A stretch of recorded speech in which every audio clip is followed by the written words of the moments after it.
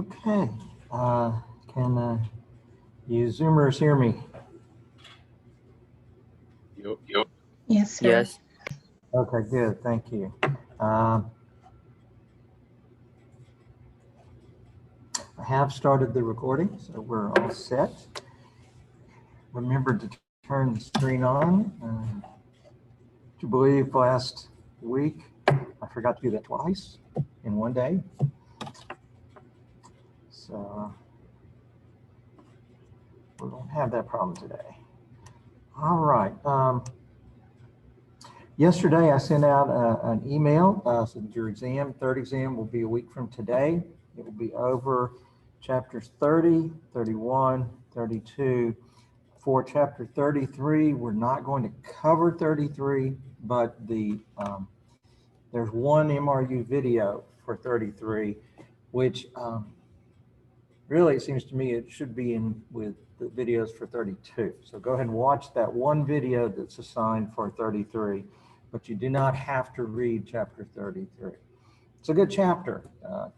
Have time, read it, but you will not be held responsible for it because it's not as important as the other things that we are going to be covering. All right.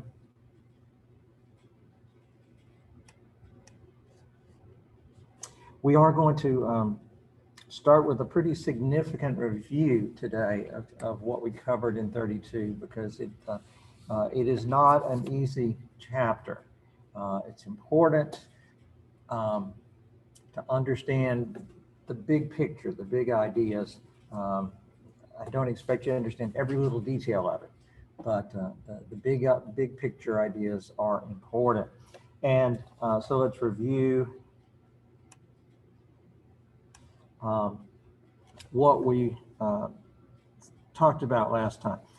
Keep in mind, anytime you look at a graph, you got to remember, what are we trying to do with this graph? What's the point? And so the aggregate demand, aggregate supply framework we are developing in this chapter, we're interested in determining, understanding what determines two things. What are the two main things we're trying to understand with this graph? What's on the axis? That's one way to test how you're doing and your grasp of it. You should be able to draw the graph without having to look back. And if you can't remember it, then you need to spend some more time on it. What do we have on the horizontal axis? The growth rate of real output. Okay? And what do we have on the vertical axis? Inflation rate.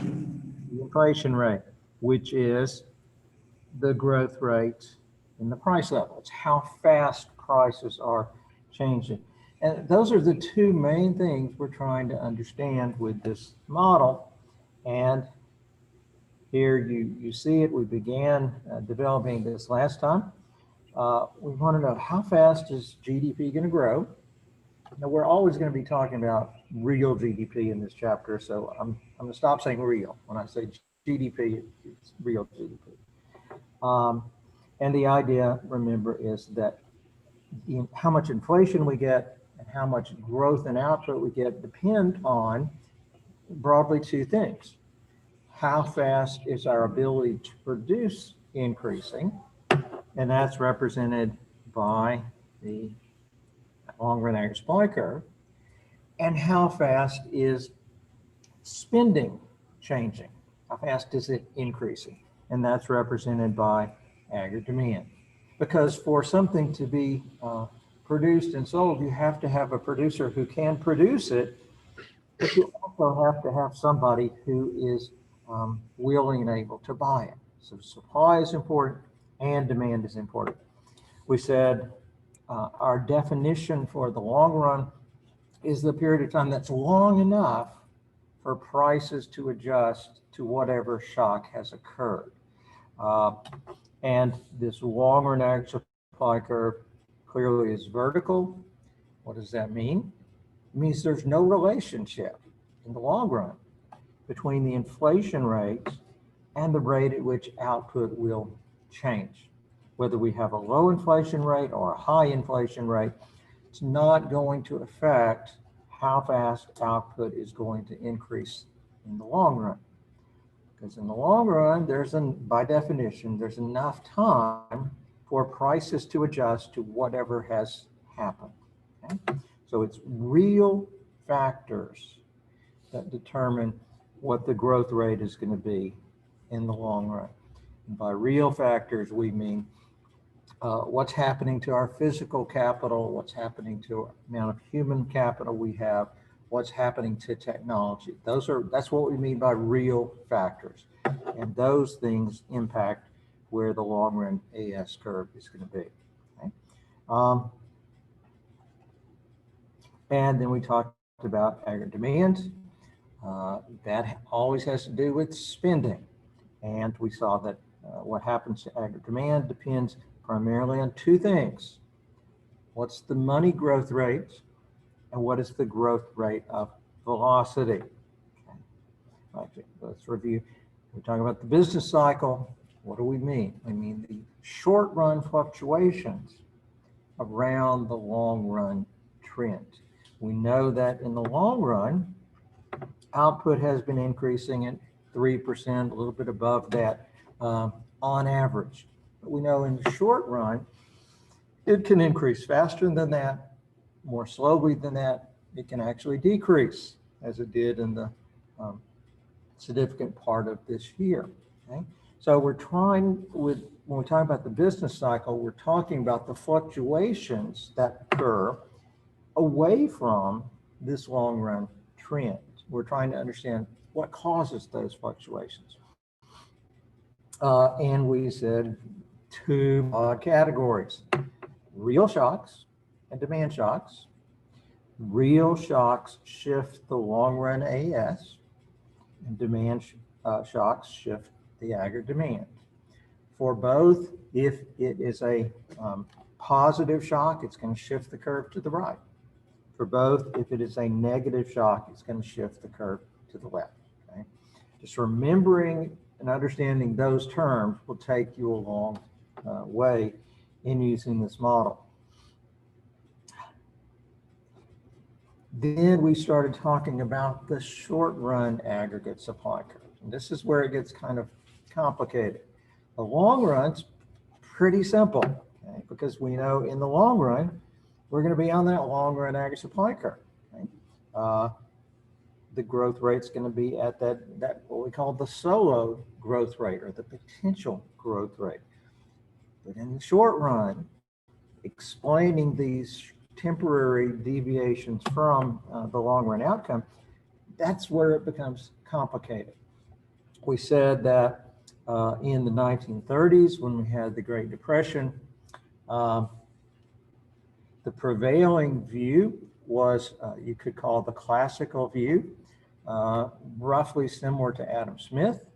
The idea was, the invisible hand works. Markets will get to equilibrium.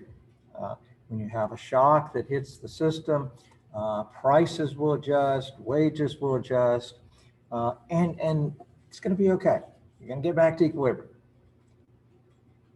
And then we get to the 1930s, and it seems like, well, a big shock hit the system, and it didn't seem like we were getting back to normal. It seemed like these short run shocks can actually have a very long and big effect on the economy. And Keynes was trying to explain what happens in the short run. His focus was on the short run. In fact, people would complain that he only focused on the short run and that he didn't think enough about the long run. And his response was, well, in the long run, we're all dead. So he was going to focus on the short run. And that's a witty thing to say, but the long run is important.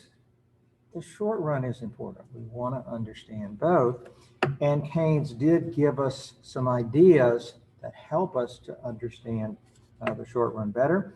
He presented those ideas in his book, The General Theory. came out in 1936. It revolutionized the field of macroeconomics. It changed people's thinking about how the economy works and about the government's role in the economy. He argued that the economy could become stuck below long-run potential. Or another way to say it, we could become stuck below full employment. We could end up in a recession, which could be a depression, which could go on and on and on, essentially forever. Okay. He argued that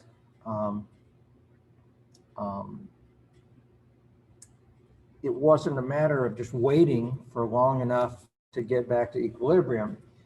He believed that the economy really wasn't self-adjusting. And so if you were in depression, government could and should do something. And his prescription for recession and depression, we won't talk about that until we get to 1936. What we're trying, or 1936. We won't talk about that until we get to chapter 36. Yeah. Already past 1936. And the problems he saw with the economy, he said that wage rates can be stuck at the wrong level, they're too high, and we can have inadequate spending. He said if wage rates are stuck or sticky, and if there's not enough spending, that's really the cause of recession and depression. Okay? And his ideas are useful in helping us understand the business cycle. Let's see here. To understand the business cycle, we need to understand what that aggregate supply curve looks like in the short run. We talked about this last time, but I want to go, now that you've seen it, I want to go back through it and get you to think through it again. Actual inflation versus expected inflation, that distinction is very important. Expected inflation is how much inflation people think is going to happen in the future. And expected inflation is important because when workers are negotiating with employers on what is the wage rate going to be in the future, often they will sign long-term contracts, like for a year or for longer. And if you think that there's going to be 5% inflation, you're a worker, what are you going to want? You're going to want a 5% cost of living wage increase because you feel like, well, I've got to get a 5% wage increase just to break even. And if everybody thinks there's going to be 5% inflation, then competition between employers for workers will force them to raise wages by that 5%. Okay? So expected inflation is important because it affects the wage rates that will get written into contracts. And once the contract is agreed to, once it's signed, then that contract is going to remain in force for a period of time. Let's just say for a year. Okay? The problem is, what if the actual inflation turns out to be different from what was expected? Okay? And here we have our graph. Notice, remember short run AS, don't let the E pi throw you. Pi just means the inflation rate. E means the expected inflation rate. So what this is showing is a short run average supply, which shows how much will be supplied, how much producers will produce if people are expecting inflation to be 2%. Okay? This whole curve is based on people expecting 2% inflation. Notice this point. Okay? If we're here, the actual inflation rate is 2% and the expected inflation rate is 2%. So everybody's expectations are correct. There's nobody who looks at what happens and says, oh, I made a terrible mistake because I thought inflation would be one thing and it turned out to be something else. If the actual inflation rate is equal to the expected, then we're going to be on that long run aggregate supply curve. Okay? But if actual inflation exceeds expected inflation, that's when you have problems. And I'm not going to read through all this because we talked about it some last time, and it is in the study guide that's available to you. If we start out here,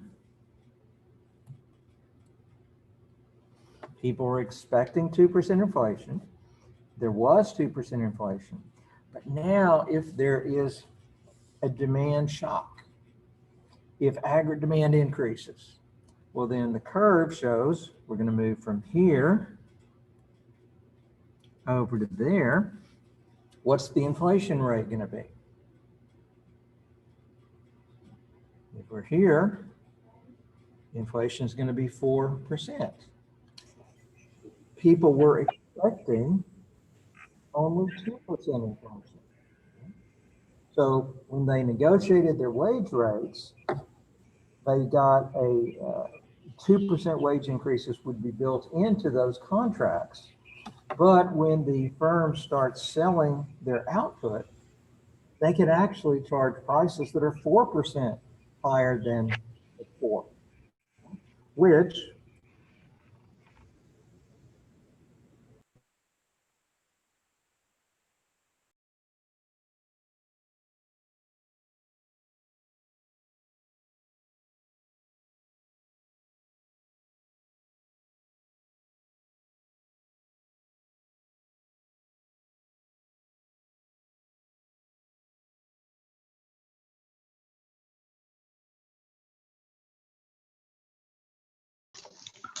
Professor, you muted yourself. Thank you. thank you for that information. When we're here, from the firm's perspective, profitability is good because their revenues have gone up by 4%, their costs have only gone up by 2%, profit margins are higher, so they have an incentive to produce more output. That's how we're getting from 3% out to 6%. Okay? In the short run, what's important here, come back and talk about the long run later. Right now, we're just trying to understand this short run aggregate supply curve. So what's important here is this point and that point. When the actual inflation rate went up and was above the expected rate, profitability went up, and so firms were willing to produce more output. Okay? We've got a positively sloped short run aggregate supply curve.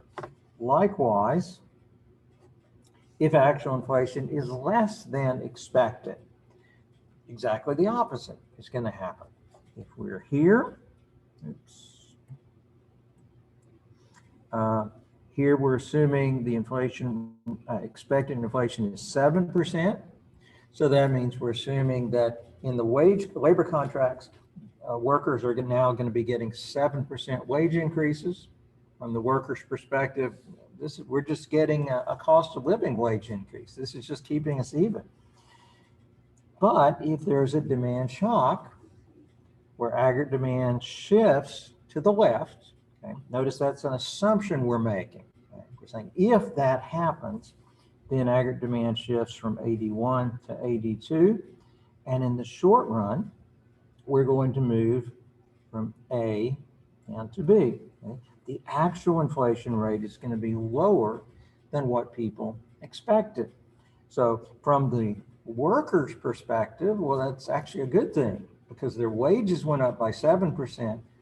The cost of buying stuff hasn't gone up as much. Okay? So their real wage has actually increased.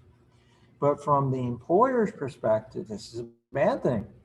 The employer's wage costs have gone up by 7%, but the revenues they're getting from their customers, the prices they're getting, have gone up by only 6%. So if your costs have gone up by 7, but your revenues have gone up by only 6, then profitability has gone down, which means it's not profitable to produce as much as before. And so we move from here to there.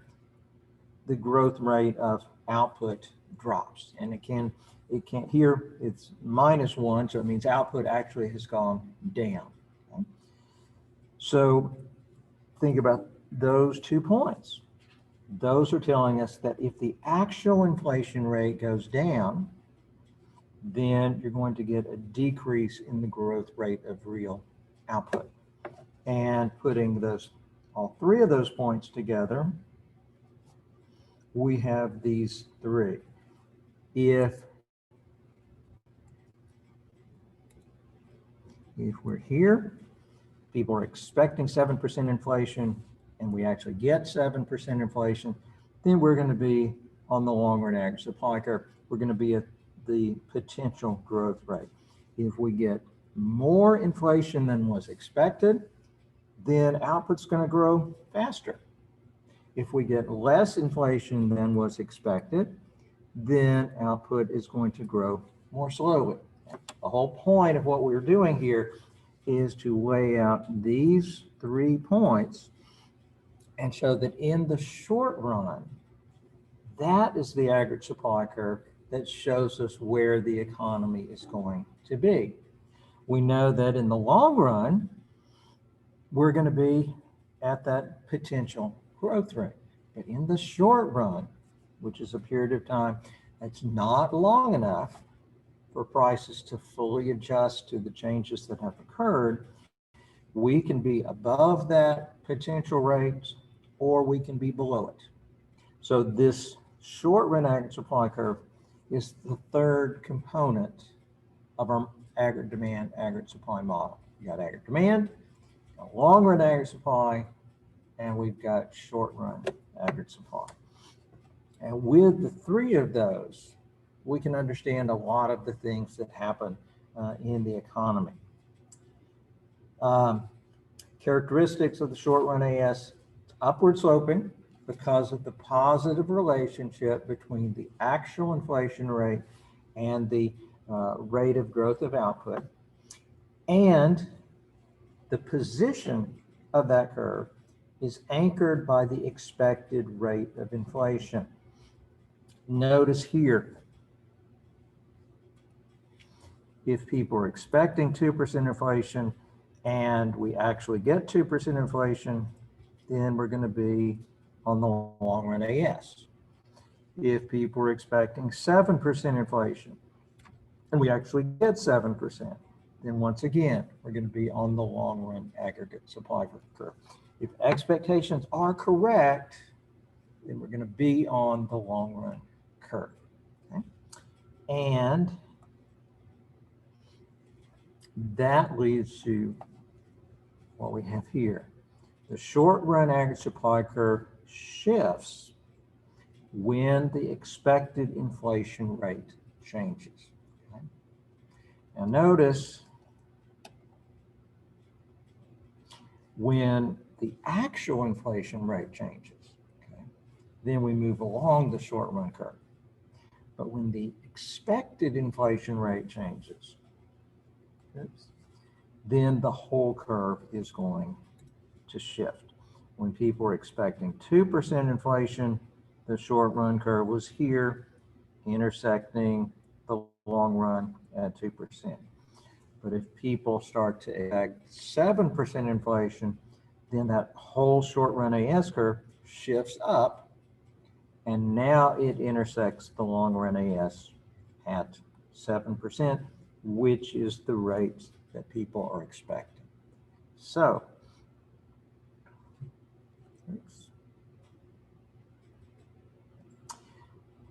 the short run AS shifts up when people start to expect more inflation, It shifts down when people begin to expect less inflation.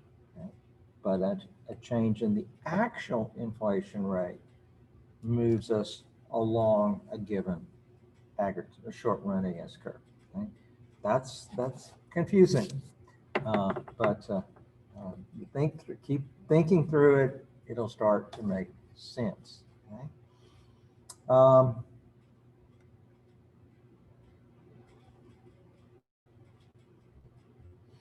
Okay, we've talked about the term demand shocks before, so this is kind of a review, but we're going to talk about it a little bit differently. Demand shocks, okay, that means the AD curve is shifting to the right or to the left. There are two causes, two possible causes. Cause one, change in money growth. Okay, it's supposed to be an M arrow. Sometimes PowerPoint doesn't deal with the arrow very well. That's supposed to be an M with an arrow over it. Demand shock two, a change in velocity growth. Notice for both of those, if you have an increase in either one, an increase in the growth rate of the money supply or an increase in velocity, what does aggregate demand do? If it's an increase in either one of those, you get an increase in aggregate demand, which is a rightward shift to the curve. If you have a decrease in the growth rate of the money supply or a decrease in the growth of velocity, then you get a decrease in aggregate demand, which is a leftward shift of the curve. Okay. This summarizes what we're going to see in the next graph. Okay. This is what happens when you have an increase in the growth rate of the money supply. Here we're starting at this point, 2%. Always, you look at a graph, think about what it means. We're starting at A, we're in long run equilibrium. Inflation is 2%. That means actual inflation. Make a note, this is always actual inflation, is 2%, and people were expecting 2%. So nobody's surprised. Aggregate demand is, spending is increasing at 5% per year, and that's leading to a growth in real output of 3% each year and a growth rate of prices of 2% each year. But then this curve is showing us what happens if you have a change in the growth rate of spending. Okay? We were assuming that it was increasing at 5%. Okay? This scenario is now saying, well, what will happen if spending starts to increase faster at 10% instead of 5%? Okay? And graphically, that means that aggregate demand shifts to the right. Okay? Remember, every point on the aggregate demand curve is a combination of the inflation rate and the output growth rate, which will add up to the growth rate of spending. So as long as we were on that first curve, the inflation rate and the output growth rate added up to 5%. 2 plus 3 is 5%. Now we're assuming that the growth rate of spending has increased to 10%. So aggregate demand shifts to the right. And that means that every point on this new curve, if you add the inflation rate to the growth rate of output, is going to add up to what? Going to add up to 10%. So that's why you got this point. 7 and 3 is 10. At this point, 6 and 4 is 10. Every point on the new curve, total spending, those two growth rates will add up to 10%. What could have caused this aggregate demand shock? Well, it could be that the Federal Reserve increased the growth rate of the money supply. Over in chapter 34, we'll see how they could do that. We'll see it's not hard at all for them to do that. Or second possible cause, velocity, the growth rate of velocity may have increased. And one of those two things could have accounted for this demand shock. What's the effect? The effect is, in the short run, we move over to here. And notice, because of this demand shock, output now grows faster for a time. And what has happened to the inflation rate? It was 2%. In the short run, it's now going to be 4%. So when you have a positive demand shock in the short run, what does it do? It increases the growth rate of output and it increases the growth rate of prices. Okay, that's a conclusion you want to remember and understand. Okay? Are we going to stay at this point forever? No. What's going to move us away from this point? How do we know we're not going to remain at B forever?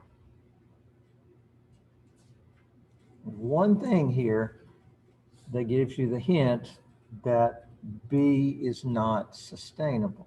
We're going to be there temporarily. We can't stay there permanently. When we're at B, in the short run, how much inflation are people expecting? We're on this original curve. People are expecting 2% inflation. When we're at B, how much inflation are we getting? We're getting 4% inflation. So anytime we're not on the long run AS curve, expectations are wrong. And when we're here, we're getting more inflation than people expected. This is unanticipated inflation. And what's going to happen? Well, eventually, people start seeing, I thought there was going to be 2%, but there was 4%.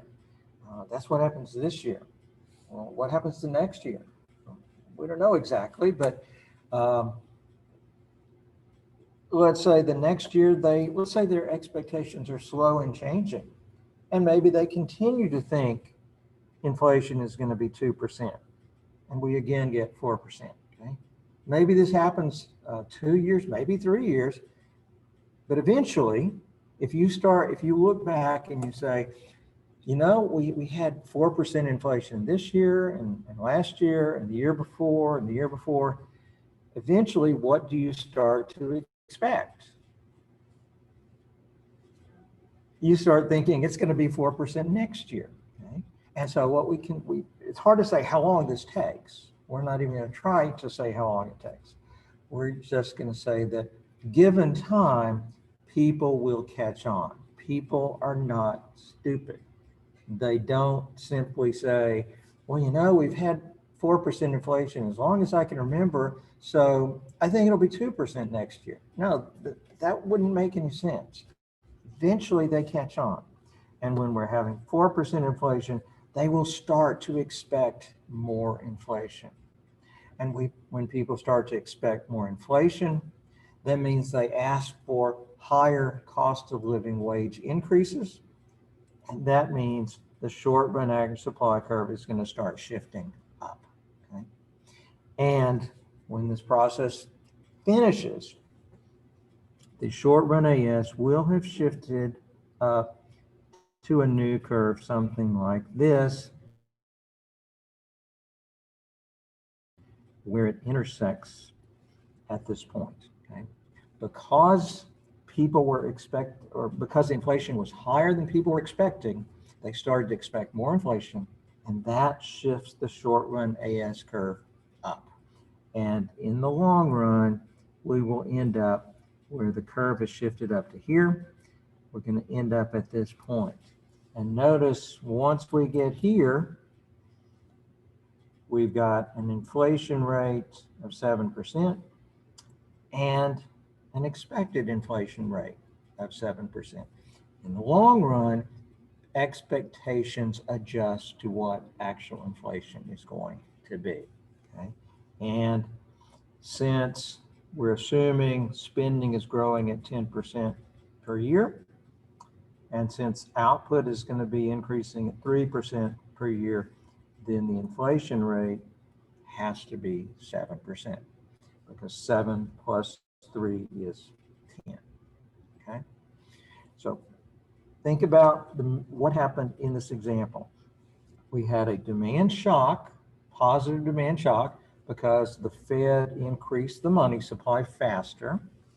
In the short run, it caused output to grow faster, and it caused some inflation. In the long run, we end up moving to this point, and so we can say in the long run, the Fed's action had no effect on output, had a temporary effect. Output increased faster for a while, but we end up back, once everything is adjusted, we end up back at that long run potential growth rate. The only permanent effect of this increase in the growth rate of the money supply is that we started with 2% inflation, now we've got 7% inflation. Okay. Something equivalent would happen if we go in the opposite direction. If we start with, at this point, think about what this means. We're starting with the original aggregate demand curve. Spending is growing at a rate of 10% per year. Real output is growing at 3% per year. Inflation rate is 7%. What this is assuming is that there is something causes a negative demand shock, which decreases the growth rate of spending from 10% back to 5%. Easiest thing would be to think of this as the Fed cutting back on the growth rate of the money supply. In the short run, what does that lead to? Well, our demand has shifted. In the short run, we move from A to B. Okay. Output was growing at 3% per year. The growth rate of output drops, and here the actual output level has dropped because it has become negative. Okay. The economy gets pushed into recession because of this decrease, because of this negative demand shock. And notice what happens to the actual inflation rate. It was 7%, it drops to 6%. That's what happens in the short run. Now, once we're here, think about what happens next. How are we going to get to the long run equilibrium? Well, when we're here, people are expecting 7% inflation. The actual inflation rate is only 6%. When actual is below the expected, eventually expectations will adjust and people start to expect less inflation than before. And really the only thing that we talked about that could shift the short run AS is the expected inflation rate. If people start expecting less inflation, then that short run AS curve is going to shift down. Okay? And as it shifts down, as we move to the long run equilibrium, we're going to move from point B down to point C. And at the end of that process, we're back at the long run potential growth rate of output, and inflation has dropped even further to 3%. Once we are here back in a new long run equilibrium, we're experiencing 3% inflation and people are expecting 3% inflation. So nobody is surprised by anything that's happening. There are no further shocks. Once we are at C, then we have fully adjusted to the negative demand shock that occurred. Okay. Questions here?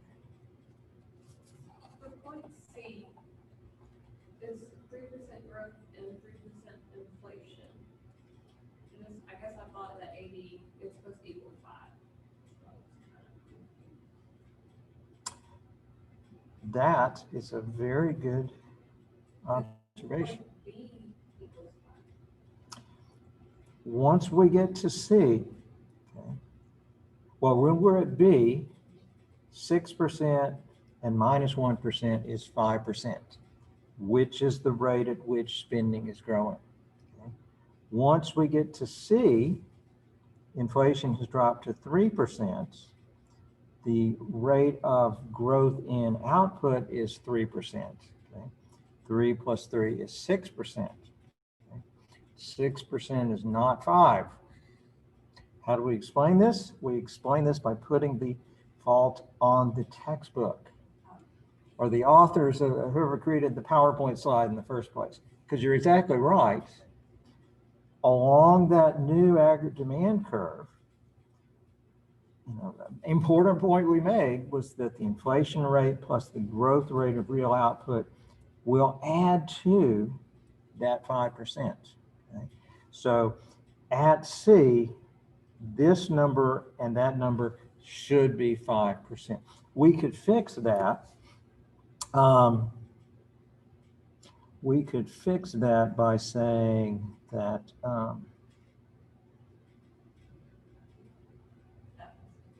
let's say that was 2% inflation and that people are now expecting 2% inflation. That would do it. Okay. Now, sorry about that. But that's a very good observation. But that doesn't make sense. Doesn't make sense. This number plus that number are supposed to add up to whatever that number is. Okay. Okay. Yes, actually, you get bonus points. If you find something wrong with the graph, you get bonus points for pointing that out.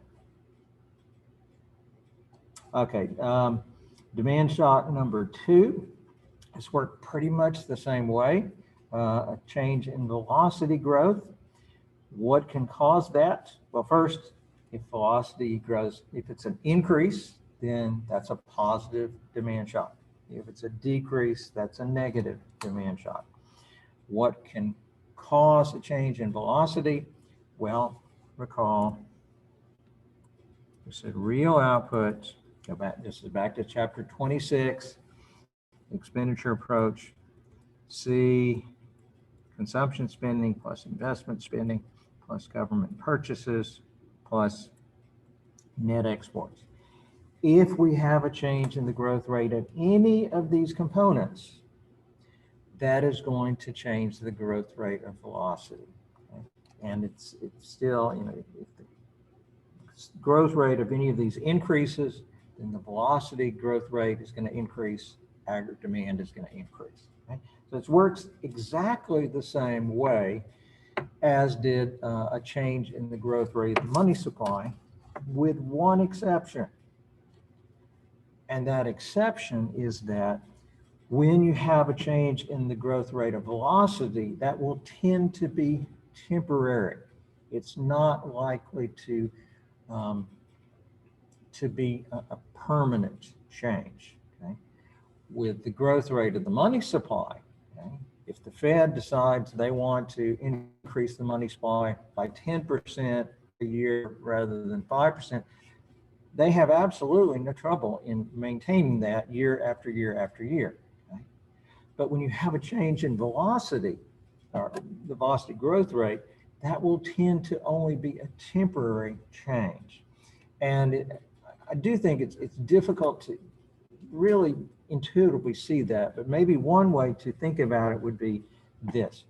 What if the pandemic, go back to March, the pandemic hits, people cut back on their consumption spending. Okay? So they not only decrease the growth of consumption spending, but what if they actually cut it in half? So the actual level declines. Okay? Could they do that forever? Could they cut back on consumption spending forever? Okay? No, because after a short period of time, consumption would have dropped to zero, and you can't live on zero. So it can't continue forever. Likewise, if you have a significant increase in the growth rate of consumption spending, that can't continue forever. It can happen temporarily, but it can't go on forever, because at some point, consumption would hit 100% of income. And you can't spend more than your income, as a society we can't. And so it just can't go on forever. So when we have these changes in velocity, you can assume they will always be, in reality, almost always they will be temporary. If you have a decrease in the growth rate of velocity, it causes aggregate demand to decrease temporarily. But at some point in the future, it's going to reverse.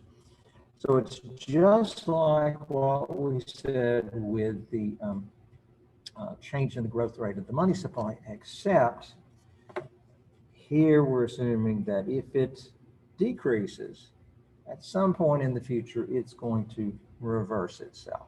Okay? So if you have, as I say here, consumers' fears lead to a temporary decrease in aggregate demand, okay? Temporary decrease in the growth of spending. It was 10%, but it drops to 5% temporarily. Well, aggregate demand is going to shift to the left in the short run, okay? While people are cutting back on their spending, and that is a decreasing velocity. In the short run, the effect is that the inflation rate decreases and the growth rate of output decreases. And here output's actually going to decline. Okay? So the short run effect, exactly the same as before, but when it's the change in spending is due to a change in velocity, then we can assume that that is going to reverse itself. And that means aggregate demand will shift back to where it was initially, which means we would move back to the same inflation rate, back to the same growth rate of real output. Okay, so the one key difference between the monetary shock and the velocity shock. The monetary shock we assume is a permanent thing, whereas velocity is a temporary, and it will go back to what it was before. That is an assumption, okay? But I think it's a pretty good assumption. All right, this is just summarizing what we've already said. Business fluctuations caused by demand shocks result from shifts in the aggregate demand curve when prices are sticky or wages are sticky. That's something that Keynes emphasized that, and economists today who are, if you've heard the term Keynesian economist, that just means an economist who is significantly influenced by the ideas that came from Keynes. What it means to be a Keynesian economist is kind of vague, because there's what Keynes said in his book, and then there's what his followers who came after him said. He died in 1946, but his influence continued to grow. He even on into the 80s. Keynes was a very, very prominent economist, and the idea now of we're in a recession, the government needs to spend more money. That's a very Keynesian idea. So his views are still very, very influential. Okay? Every time you see that short run aggregate supply curve, that's coming from a Keynesian view. When we get to chapter 36 and we start talking about, okay, what can the government do to make recessions better or to prevent recessions, then we'll talk about what a Keynesian economist today would recommend and what another kind of economist would recommend. Notice here changes in money growth have real effects. That means it changes the growth rate of output in the short run, implying that money is not neutral in the short run. Before, we talked about the idea that money is neutral, that if you increase the money supply, all that does is cause inflation. It doesn't cause a change in output. Here we're seeing, no, in the short run, money is not neutral.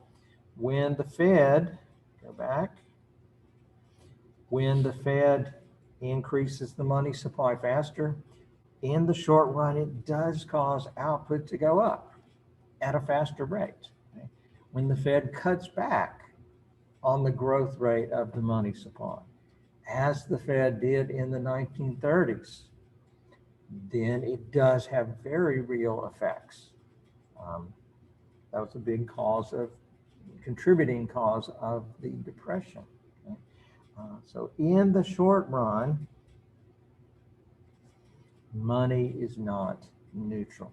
What the Fed does have a short run effect on real output. Okay? However, changes in money growth have no real effects in the long run. Implying that money is neutral in the long run. Money growth affects only inflation in the long run. Okay? 2 and 3 here, those are very, very important. Is money neutral? Yes, in the long run. No, in the short run. Does money growth have an effect on real output? No, in the long run. Yes, in the short run. Okay? Those are important questions. Demand shocks caused by changes in velocity growth have real effects, but only in the short run. Okay? If the change is coming from a change in velocity growth, it has no long run effect because it's going to revert. The change itself is temporary.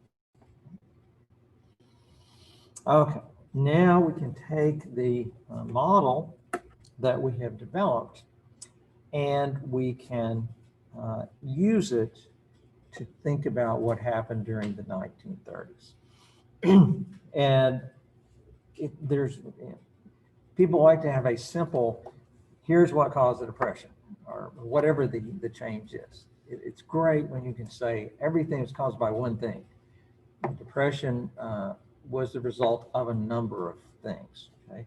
One, a fall in the growth rate of the money supply. And partially that was because of changes the Federal Reserve made. They took actions which caused the money supply to grow more slowly. And as we've just seen in painful detail in some of these graphs, if you have a negative demand shock, in the short run, that causes the growth rate of output to go down. Okay? So that was an important thing that happened in the 1930s. We also had a lot of bank failures. About 50% of the banks in this country failed over a very short period of time. And notice we've listed that as a real shock, okay? Because banks are a very productive part of the economy. Remember chapter 29. We talked about the financial system, how you've got people who want to save money. You've got people who want to make investments. Those investments are really important for an auto company to be able to build a new plant, for a retailer to be able to build new stores. Those are investments. They have to get the money in order to finance those investments. So you've got people who are saving, you've got people who want to invest, but that investment can take place only if you have some institution that can bring the savers and the investors together. And we said that's what banks do. They channel these savings into the hands of the people who want to do the investing. Well, if half of your banks fail, then you had this institution that could do that channeling. If they're not there anymore, then if you're a saver, you don't have a good way to get your money invested. Okay? So that is a real shock. The economy becomes less productive because you no longer have a functioning financial system. In 2008, with the financial crisis, we came very close to the same kind of thing. And we won't go into what led up to that, but we did have a situation where there were a significant part of our financial system was stopping, just was not going to be able to function anymore. And something similar to what happened in the 1930s could have happened again. But in 2008, the Federal Reserve had learned important lessons from the 1930s, and the Fed stepped in and did not allow those financial markets to stop working.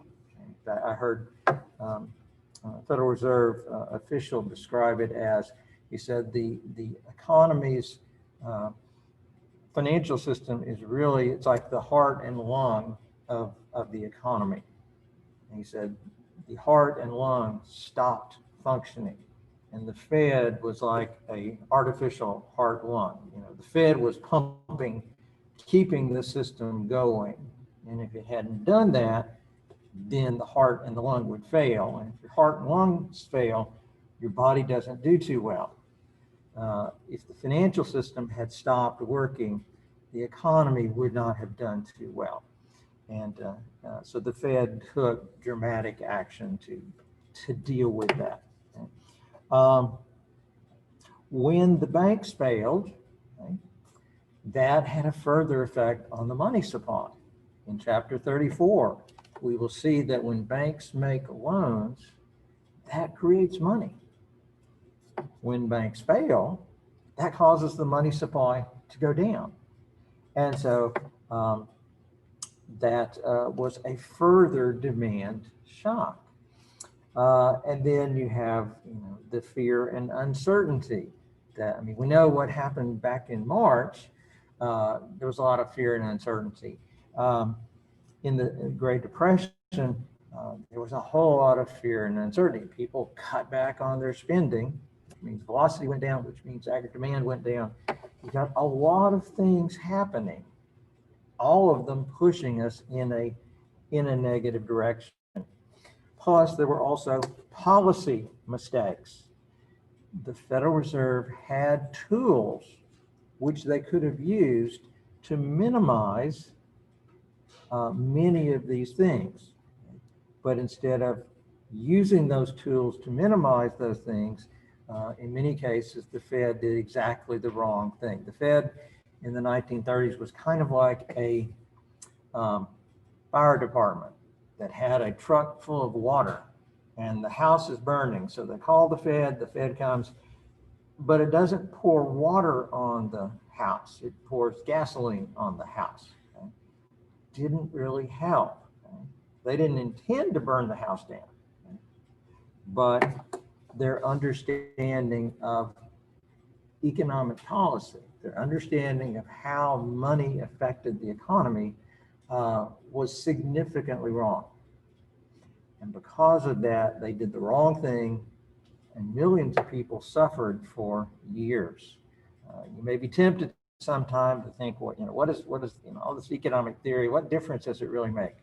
In the 1930s, the economic theory was wrong, and it led to lots and lots of pain and suffering. And then here I have listed some other policy acts. The National Industrial Recovery Act, the Agricultural Adjustment Act. Notice when we've just said there were a bunch of aggregate demand shocks, negative shocks. when you have a negative shock, the aggregate demand curve shifts to the left.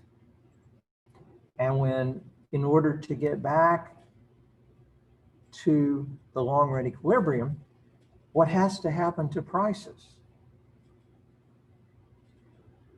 What has to happen to inflation? Has to go down. Okay? Because of all those demand shocks, prices needed to go down. We had less money, so prices needed to be lowered. But the NIRA and the Agricultural Adjustment Act were policies put into place by the Roosevelt administration, where the goal was to keep prices up. Again, they had a bad economic theory. Prices needed to come down, but the government thought the problem is that prices are too low.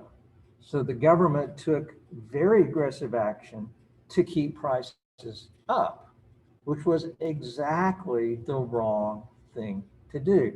In fact, there are periods during this time where producers were put in jail for cutting their prices because they were violating these acts.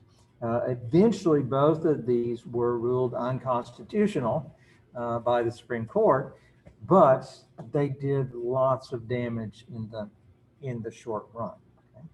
Also, the Smoot-Hawley tariff, we put high tariffs on incoming goods, and that had a very negative effect on foreign trade. It was another demand shock, which made the problem even worse.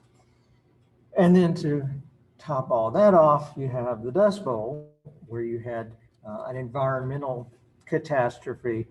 Wasn't caused by any of these other things, okay? But it was a very bad, very real shock to the supply curve. So that shifted the supply curve to the left, which made things even worse than they otherwise would have been. These are just some of these we've already talked about. The capital stock was lower in 1940 than it was in 1930. Remember, we've said that when we have investment, think back to 28, when we have investment, that adds to the capital stock. And the more capital we get, the more output we're going to have, the higher standard of living we're going to have. In 1940, we had less capital than we had 10 years earlier. Okay? So it wasn't just that it was a tough decade. It's that at the end of the decade, we were worse off than we were at the beginning of the decade because we had let our capital stock decline. That was a long-term impact of the Depression.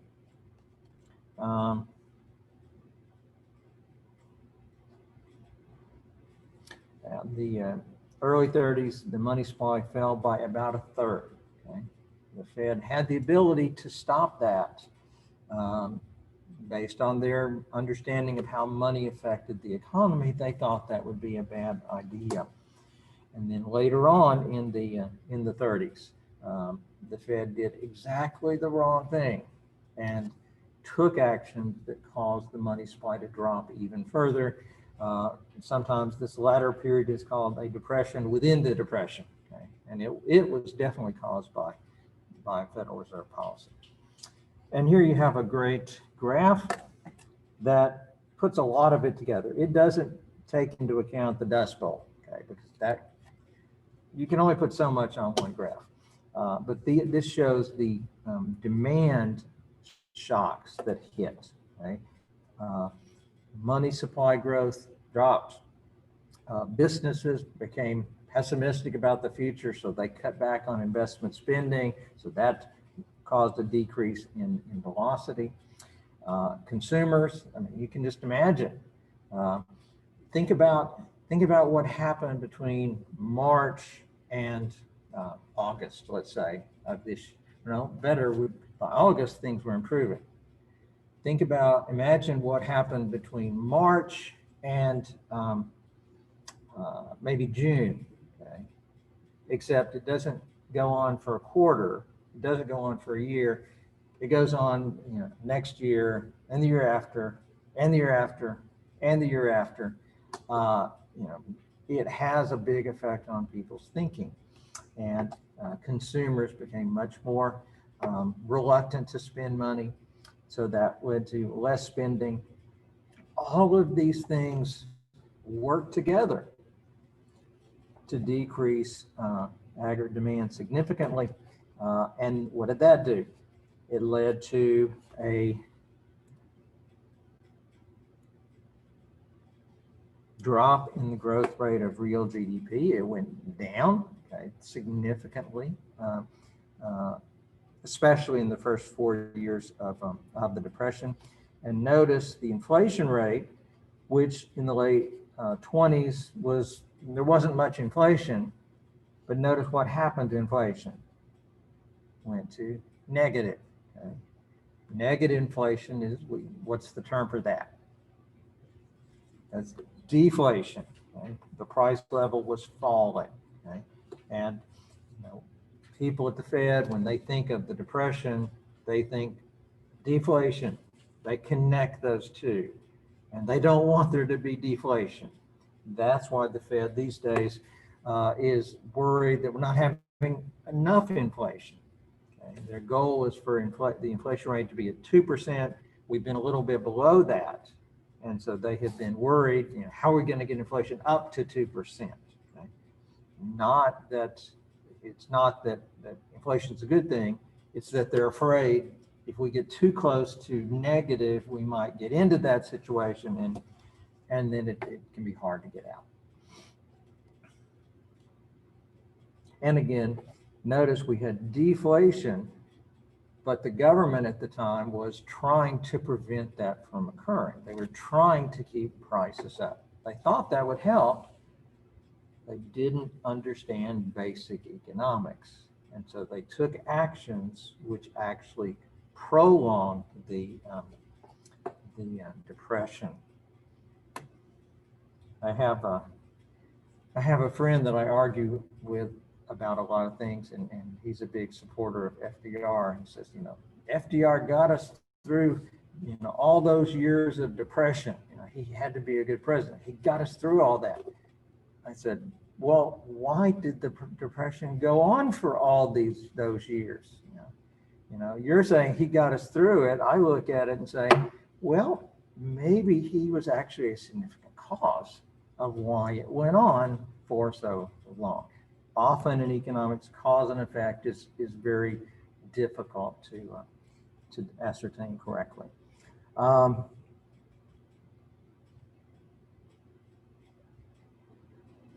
Okay, that is the end of chapter 32.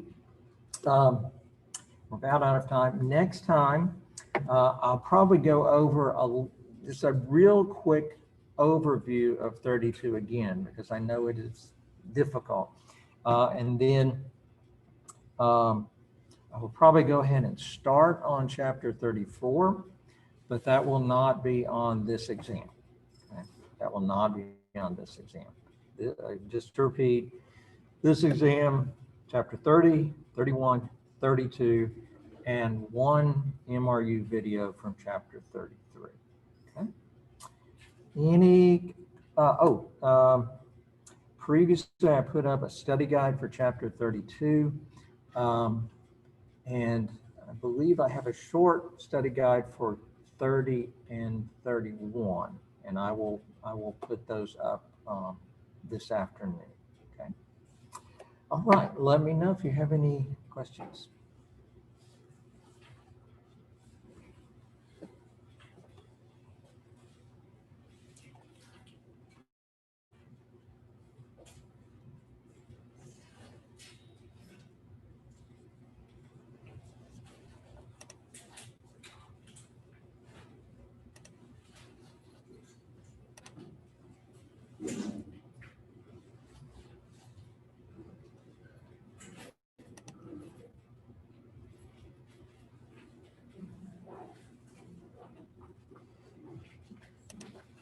The attendance, I did Oh, and not. Charmaine, okay. Okay.